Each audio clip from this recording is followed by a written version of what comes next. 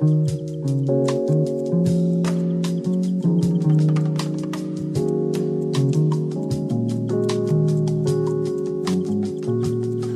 it or check it. Real conversations about real issues, from politics to overpopulated prisons. Respect it or check it. Real great debates about real topics like greed, poverty, and what can we do to stop it. Respect it or check it. Check it. Check it. Respect it or check it. Check it. Check it.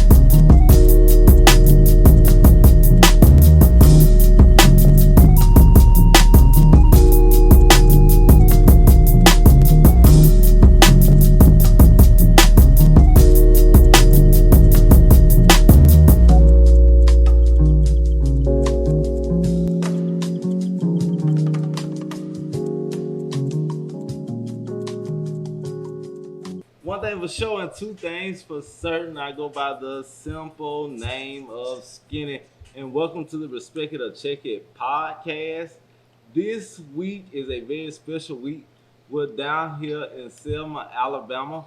I'm joined today by one of the youngest foot soldiers to take place or to actually walk across the Edmund Pettus Bridge on Bloody Sunday.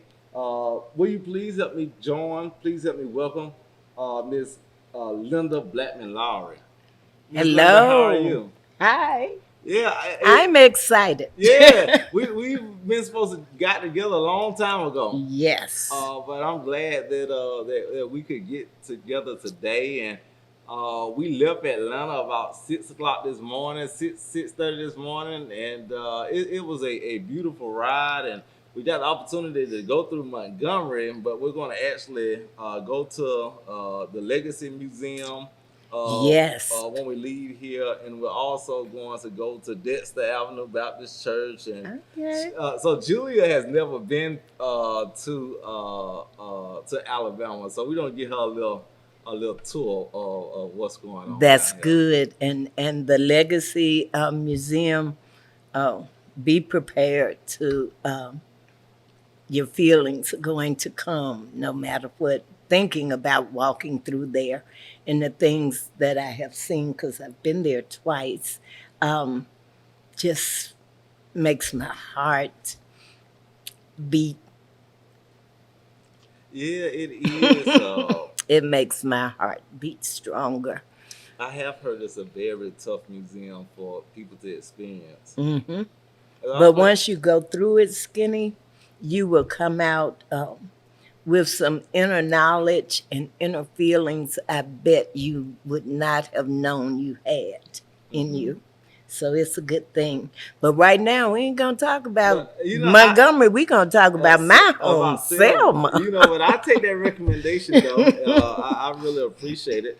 One of the first things I ever even knew about Selma was this Disney movie called Selma, Lord Selma. Yes. And it showed young people being involved in that movement.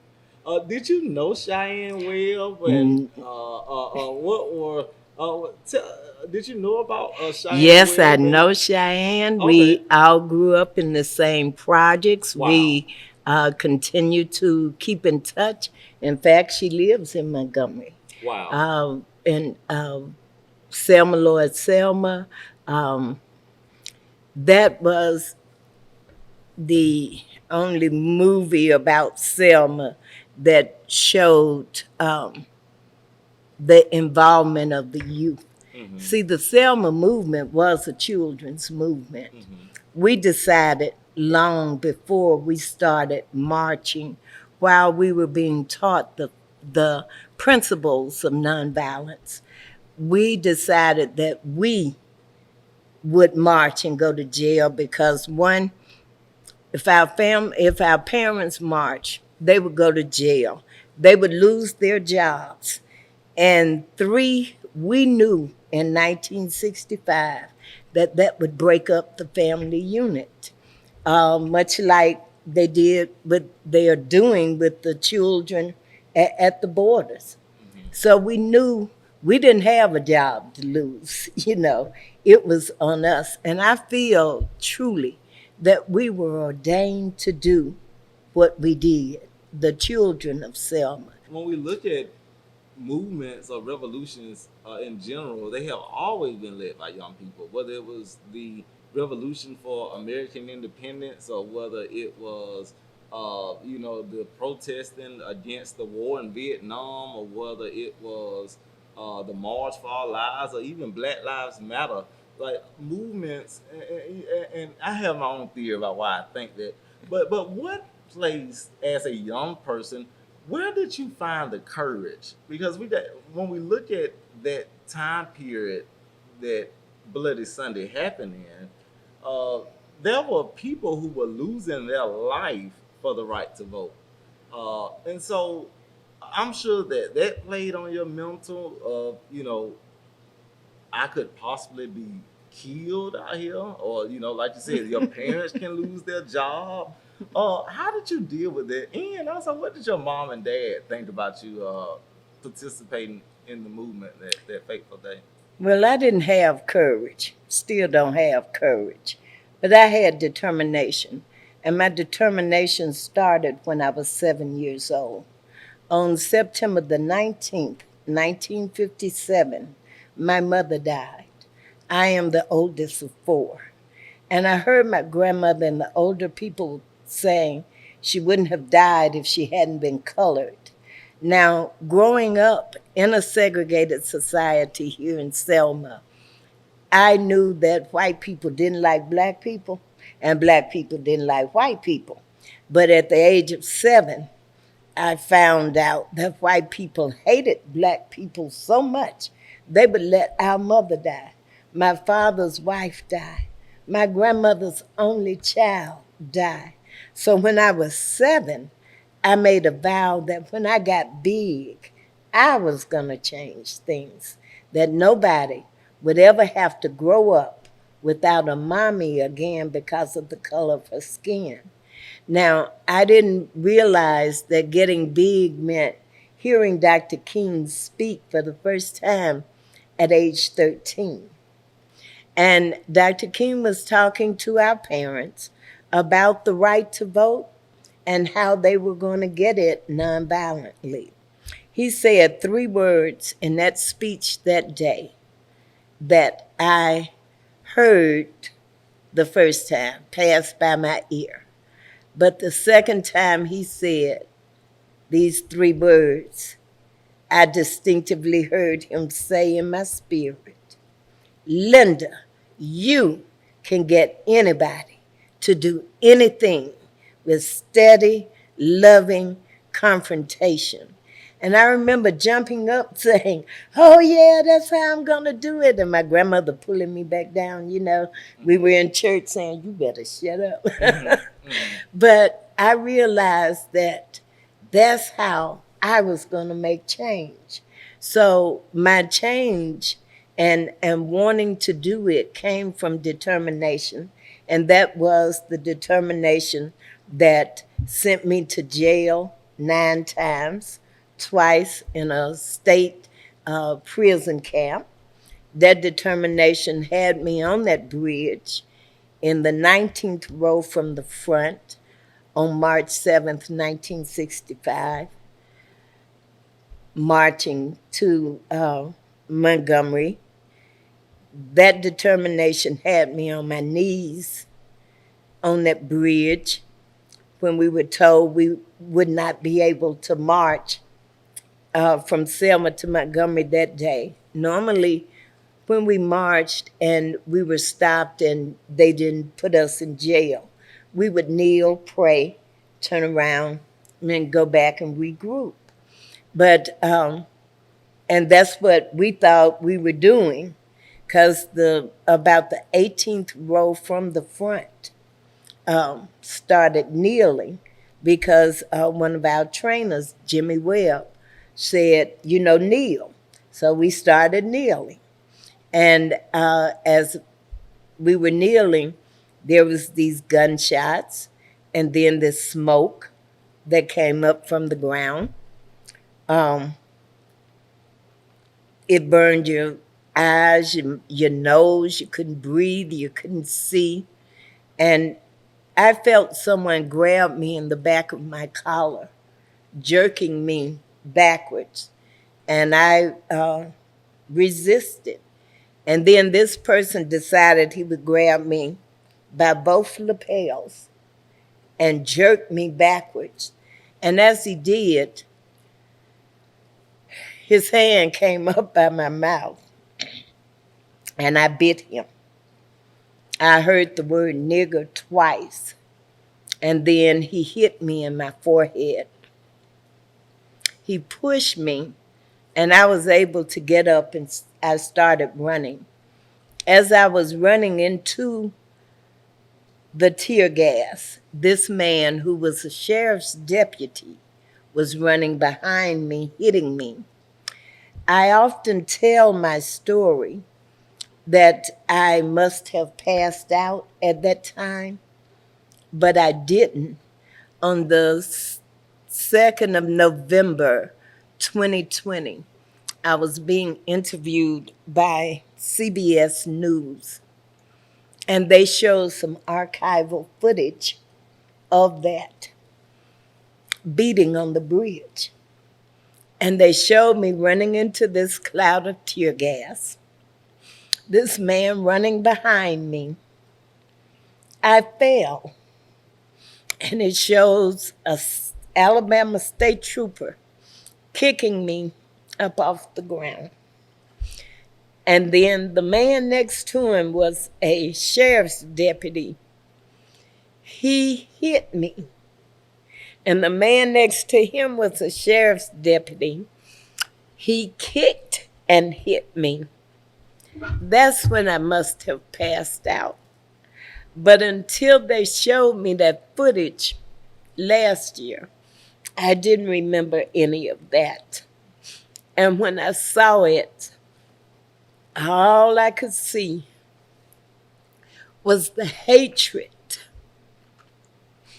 The hatred on their faces was the same hatred I saw on Chauvin's face when he had his knee on George, and it still hurts me now. Take your time.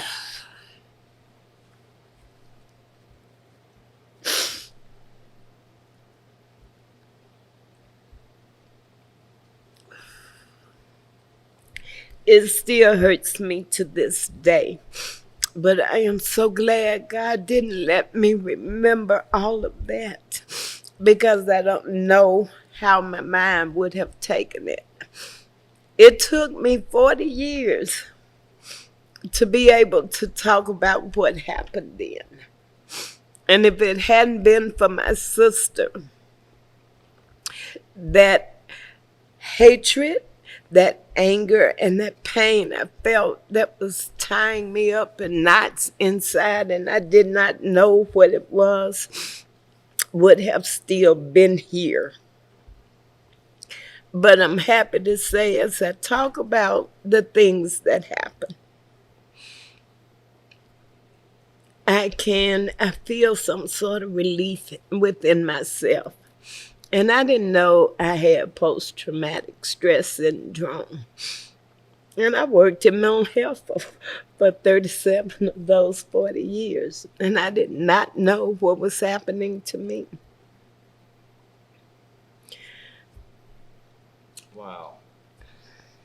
I can only imagine the pain of living through that. Did you know then that you were a part of something bigger than yourself, of, that this would, finally give Black people the right to vote? And not only Black people the right to vote, but it opened up the doors for everybody to have the right to vote. Especially white women. Mm-hmm. But no, I did not know. I'm going to tell you the truth. I thought that we were marching for people to have the right to vote in Alabama. Mm-hmm. And if my grandmother and my father and the grown people, In Selma, Alabama had that right to vote. Then they could vote out people like then Governor George Wallace, and and get somebody in office that cared about everybody. Uh, I was a little naive about that, but and I didn't know that it would be a part of history. I did not know that at 71 years old I would still be telling this story. And it's amazing. If you've never been to Selma, Selma is a very small city. And for something as drastic as what took place here on March 7th, 1965, to take place in this small town, I think speaks numbers about a lot of things. It looks like a David versus Goliath. That little Selma was willing to take on the system and change the laws of the land for everybody. Yes, and the children of Selma was willing to do this. Um, we were well trained and disciplined in the principles of nonviolence. Um, if I had not been so frightened with the didn't know what the tear gas was and couldn't breathe and couldn't see, I never would have fought back in terms of biting that person. But that day, I received a total of 35 stitches, 7 over my right eye, and I still have that scar there, and 28 in the back of my head. My sister, Joanne, she was 11 at the time. And when I woke up, they had me on a stretcher about to put me in the back of a hearse. I let them know I wasn't dead and I wasn't getting in there before my time. So I started running back across the bridge. When I got on the other side of the bridge, I saw my sister, my baby sister, whom I was supposed to be taking care of, in this man's arms, and she looked like she was dead. She was just limp. And I could not move. I think that was more traumatizing than the licks that I had gotten because I did not realize that I was bleeding or anything else. Now, I just stood there because I didn't know what I was going to tell my grandmother, my daddy, and that I had gotten her killed, and that's what was running through my mind. And somebody, I think, pushed me as they were running, and I was able to move. And I went to this man and I asked him, was my sister dead? I had seen him put her in a white car. And I saw everything around me, but I was paralyzed to, that to where I was because I just knew I had gotten her killed. And he told me she had just fainted. So I went over to this car and I was hitting her in her face and calling her name, and she opened her eyes and she just started screaming. I didn't know what she was screaming about, so I grabbed her hand and I started running. My first thought was to get back to Brown Chapel, where we were. But And for those that don't know, Brown Chapel is where protesters gathered, and that was the meetup spot for that day. from of January 2nd of 1965, when Dr. King came and said we would start marching on January 3rd. That was the central location, Brown Chapel AME Church, of which I was a member, but I'm still an AME. I'm with Ward Chapel AME Church. Um, but Brown Chapel was the meeting point, the central focus, because it's sitting square in a housing project. So it was, Surrounded by the project. yes. So it was the meeting point on down further at the end of that block. It was First Baptist Church.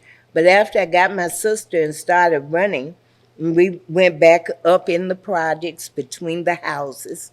We could see that Brown Chapel was surrounded by the Selma City Police, Alabama State Troopers, and the Dallas County Sheriff's Department, sheriff's people.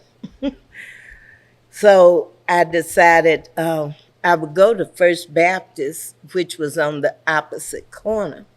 And I often say I was um, so confused until we ran 10 steps past our back door heading to First Baptist. And that's when we got there, that's when somebody said I was bleeding and needed to go to the hospital. Well, went to the hospital, remember talking to the nurse, and I remember seeing this white doctor with this needle with black thread. And the next thing I remember is walking up those 10 steps to our back door with my father. And I, with my head bandaged and 35 stitches there. When did you actually, because things were a little slower then, so they had to actually get the footage and then fly the footage to New York before they could actually show that footage on the nightly news. And so one of the things I do know is that Dr. King, he really loved the dramatizing aspect of the civil rights movement. What did you think when you finally saw what had actually happened from everyone else's perspective? What was your thoughts about that? That footage was not the anchor people took it to Montgomery, Mm-hmm. and they wouldn't let them show it there, so they had to drive it to Atlanta, Mm-hmm. and it was shown. They broke in on a movie about judgment at Nuremberg. Mm-hmm. They broke in on this movie and showed this footage of us getting beaten on that bridge that night. I really didn't have any thoughts other than anger. I became an angry 14-year-old. My sister and I was on the bridge again marching with Dr. King on March the 9th, which is known as Turnaround Tuesday. Mm-hmm.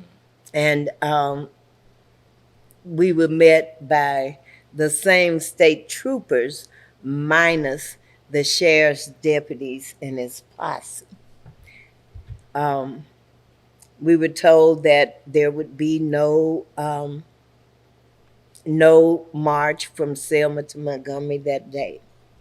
And I remember Dr. Abernathy did pray, but the front of the line got down on their knees.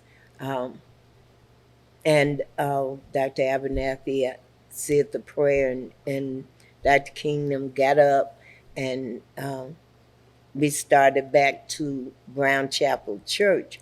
Well, Dr. King had asked for concerned clergy and citizens to join him on, 2 days later after the Bloody Sunday, and I call it massacre now.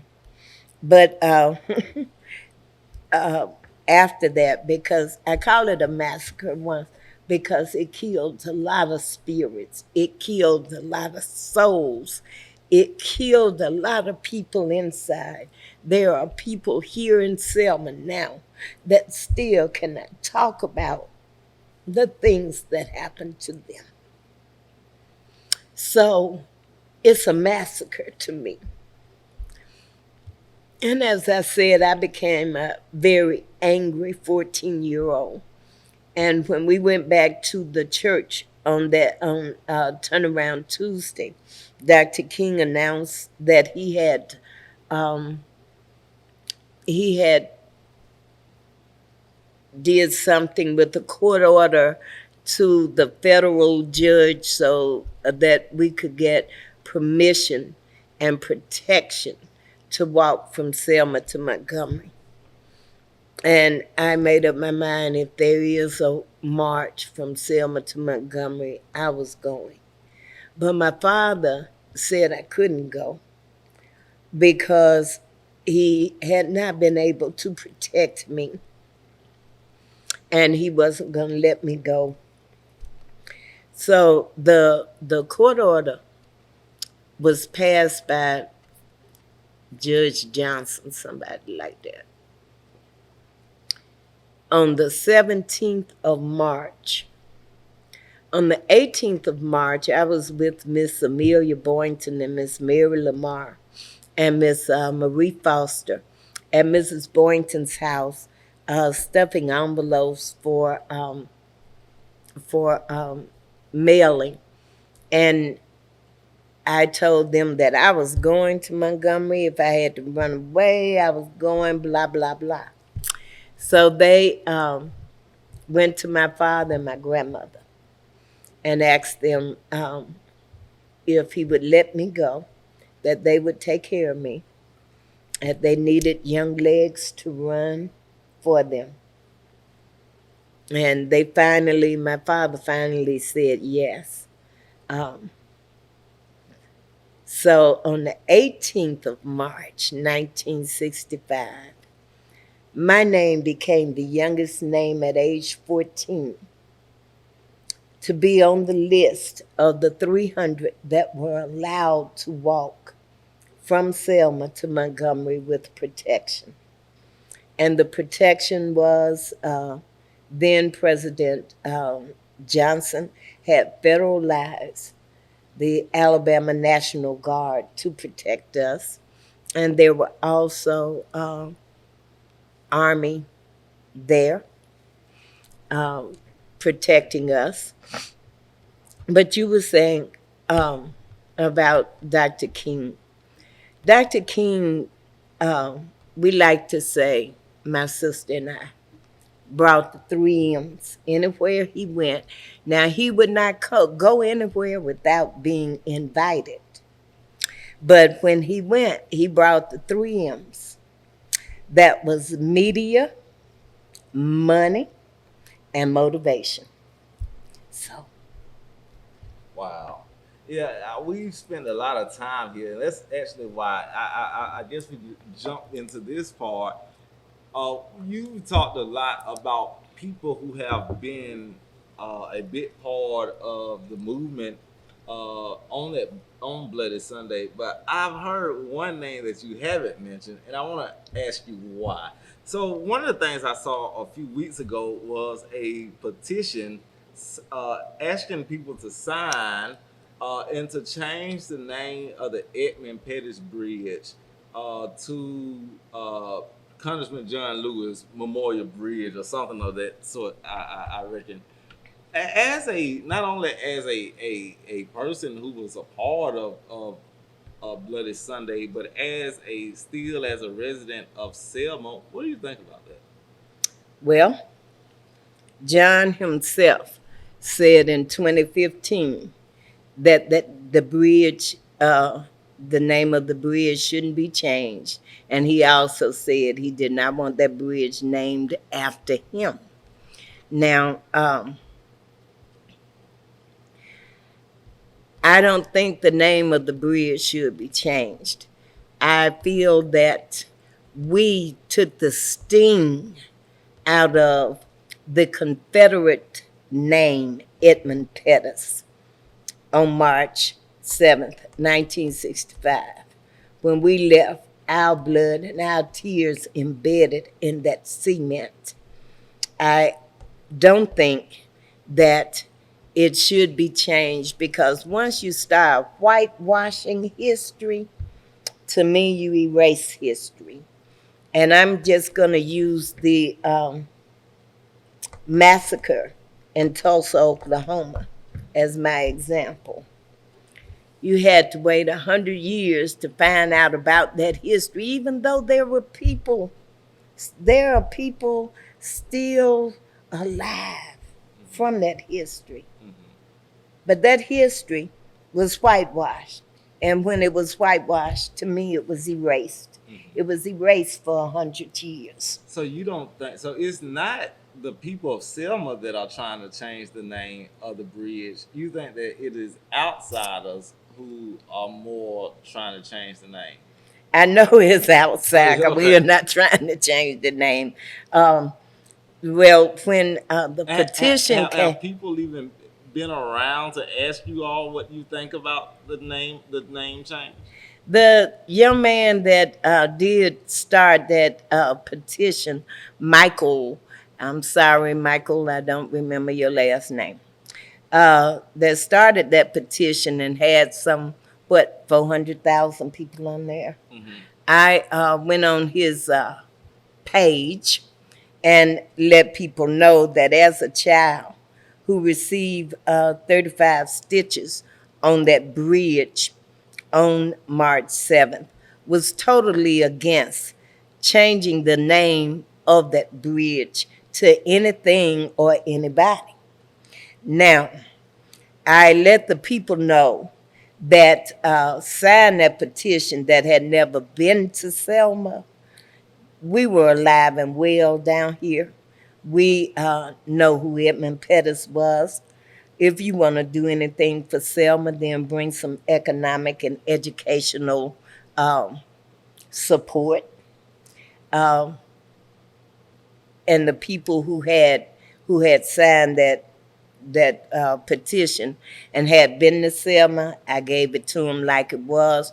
You came for a photo op on our bridge, and you left your garbage in the street. Now, if you want to do anything for Selma, you as well can come with educational and economic opportunities. Earlier when we was talking before we got everything set up and we was, as the young people say, shooting the breeze, we was talking about that for those that want to honor John Lewis, there is a way. Yes, there is. And so I want to talk about that. How do you think that people can honor John Lewis without actually whitewashing history, as you would say? I think that Michael should take those 400,000, how many signatures he has, to Congress and have them restore the 1965 Voting Rights Act in its entirety and name it after Congressman John Robert Lewis. You know, I think that that's an awesome idea. But one of the things, as I grow older, I realized that it's easier to build statues and bridges of men instead of actually changing public policy to honor their lives. So you really want to honor his life, then change policy. You know, adding his name on a street or a bridge or, you know, it may make you feel good, but it ain't really doing anything for it. It wasn't even his goal. He didn't even want his name on the bridge. No, he didn't. And to me, if you restore the 1965 Voting Rights Act in its entirety, you will be changing policy. We sat back and let the 1965 Voting Rights Act be gutted. We sat back watching the housewives of Atlanta and all the rest of the Kardashians and all that other BS to me. No offense, housewives of Atlanta.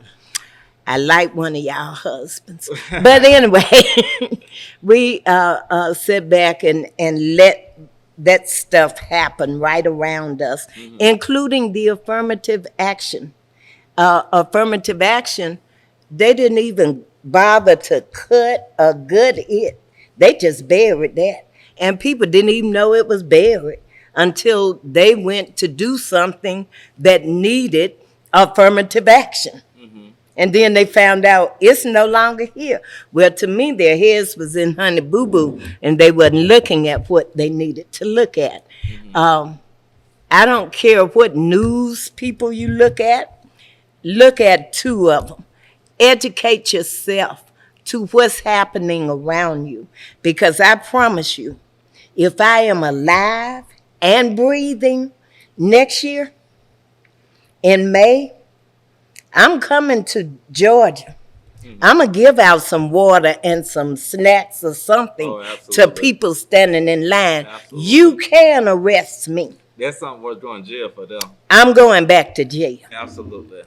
I oftentimes say that same thing. If that's what you want to do, you taking the folks to jail for water, then you might well go ahead and get ready, because a whole lot of going. We coming, and I'm going to be there proudly. 56 years after Bloody Sunday, we have seen a tremendous number of Republican state houses propose legislation that has restricted voting rights in all kind of ways. And so 56 years after that fateful moment on that bridge on Bloody Sunday, are we going backwards? Have we arrived at the moment where every person has that right to vote? And if not, how do we get there? I would have said we were going backwards if Georgia hadn't gone blue. But we are not going backwards, in my opinion. However, I do think that we need to get up. I mean, we need to get up and get to the polls. When people tell me, oh, Miss Lynda, I registered 150 people. And I go, okay, so what you want, a dog biscuit? How many of those people are going to vote? Right. How many are going to the polls? Right. How many are you going to educate as to what voting really is? Right. How to pick their own candidate? What it means to go to the poll and your name isn't there, for you to vote. What do you say? What do you do?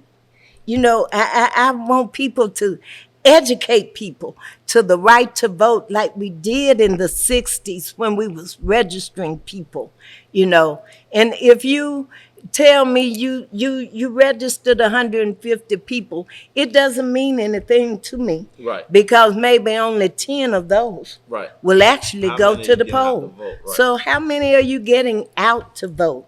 Can you give them a ride to vote? Educate them to the process. Because that's what turns around a lot of people. When I think about what we're going through in 2021, I'm reminded about Stacey Abrams being robbed of the gubernatorial seat in the state of Georgia by Brian Kemp throwing over 1 million people off the rolls as his time as Secretary of State. And so you got Stacey robbed in 2018. Hillary Clinton, a lady who won by 3 million votes, is still denied the presidency. So it seems that somewhere we still have progress yet to be made. We have a lot of progress yet to be made, baby. And I think that I agree with you because I hear oftentimes people that have voter apathy. They don't want to vote. And they say, well, Georgia ain't going blue. We can't go blue. It ain't going to happen. But now that we've seen it happen, and we went back out, we didn't do it once, but we went to show you that it wasn't a fluke, so we did it twice, that we have the power. And so now I'm glad that now we're able to say, now they can't use the excuse that, we don't have the power. No, look at what we just did last year. And you're going to have to keep on doing it. Even Alabama shocked the world when you all sent Doug Jones. We went on and sent Doug. Who would have ever seen that? We didn't come through for Doug that second go around, but that's all right. They sent a coach up there, and he showed how stupid he really was. Anyway, I'm not going to talk negative about these people. And you've written a book. Tell me more about your book. My book is titled Turning 15 on the Road to Freedom. As I mentioned earlier, my name was the youngest name on the list of 300 that were allowed to walk from Selma to Montgomery.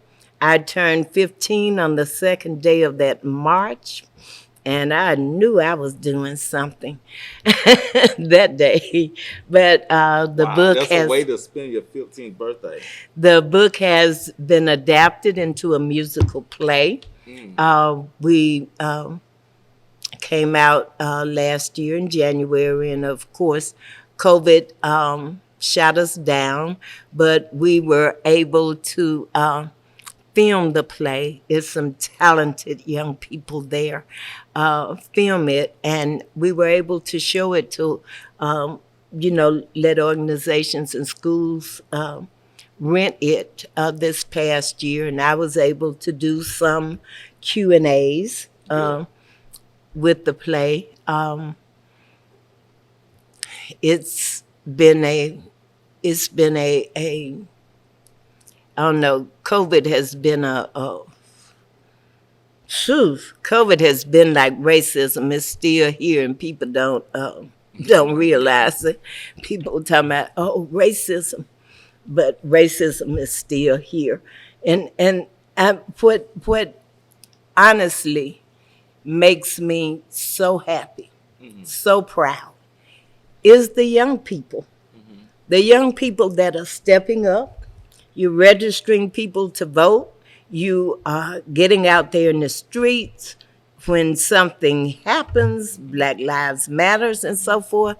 That is, and I tell people, our job back in the 60s was, it was dangerous, but our job was to put unity back in the community. We did that.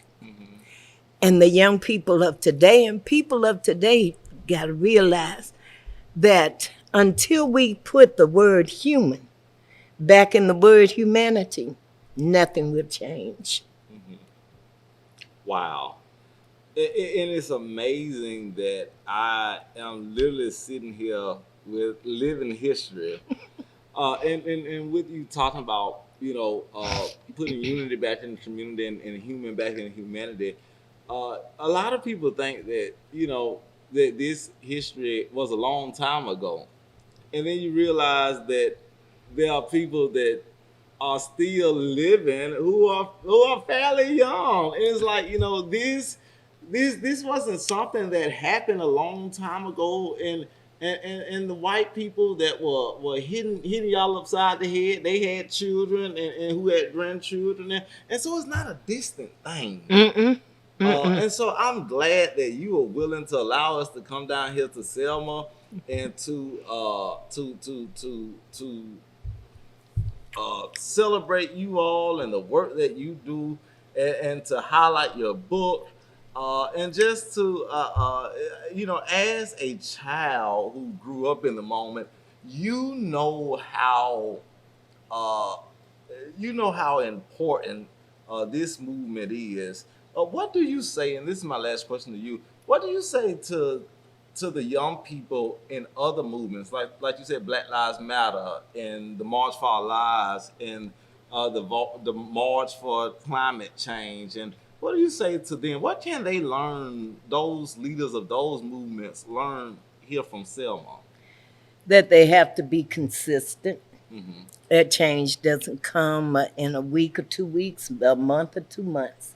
That you have to stay the course, no matter what your issue is. And I tell young people all the time that there are many issues out there that you can fight nonviolently for. But remember that word, nonviolent. Absolutely. And it's gonna happen. I just believe wholeheartedly that once we come together as a people, that once we take that word, human, and spell out the word humanity, We are going to change things, and we are going to change things for the better. And we will not have to have our children fighting for this again. Is this powerful? Well, like I said, I'm honored to have you here. Hopefully, this isn't our last time meeting. Maybe we can get down here next year for the Jubilee. Yes. And actually be a part of that great march across the Edmund Pettus Bridge. And I will gladly send you across that bridge with my blessings. I have walked it, and you can walk in my footsteps. Absolutely. Well, I want to thank you again. Thanks to Miss Lynda Blackmon Lowry for joining me today. Can you tell people where they can find you at on social media or your websites? I am, you can find me on Facebook. Yeah. So you can find her on Facebook. We definitely appreciate Ms. Lynda for being here. Thanks to all of our subscribers. I want to remind everybody to like and follow us on our social media pages. Also subscribe to us on YouTube. Visit us on respectitcheckit.com for exclusive merchandise, behind the scenes content, and a whole lot of other stuff. Also, shout out to our Patreon tribe. Go over there and join us. A lot of great stuff over there. Also, make sure that you subscribe and download the podcast on Spotify, Apple Podcasts, Google Podcasts, iHeartRadio, or whatever your favorite podcasting platform is. This has been another amazing podcast. As always, on this show, facts matter. You can either respect it or you can check it. Until next time.